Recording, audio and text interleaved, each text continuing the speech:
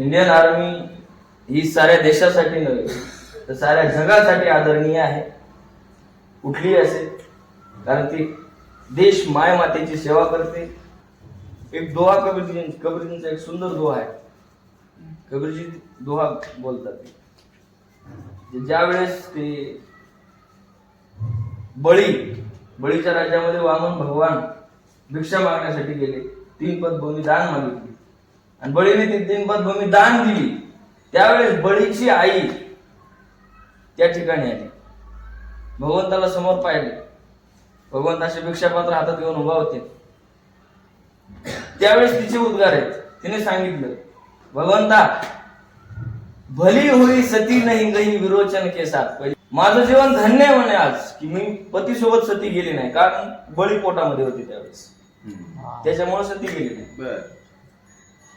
बरं झालं म्हणले सती गेली नाही. का? ऐसा पुत्र पैदा किया जो प्रभु पसारे हाथ. क्या बात. ऐसा पुत्र पैदा किया जो प्रभु पसारे. आज माझ्याजवळ असा पुत्र आहे साक्षात जगाच्या मालकाने त्याच्या समोर हात पसरावा. 3 पद भूमी दान भीक मागितली, भिक्षाच मागितली. 3 पद भूमी दान मागावे. म्हणून पुत्र जर जननीने उत्पन्न करायचं असेल, जर पुत्र व्हावा असं वाटत असेल, 3 प्रकारचे पुत्र सांगितले. जननी जनेशो, भक्त जने, दाता याशूर, नहीं तो जननी वांझ भली. क्या बात. कबीरदास कबीरदासजी का क्या बात.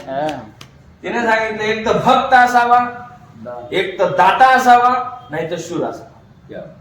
3 पैकी एक असावा.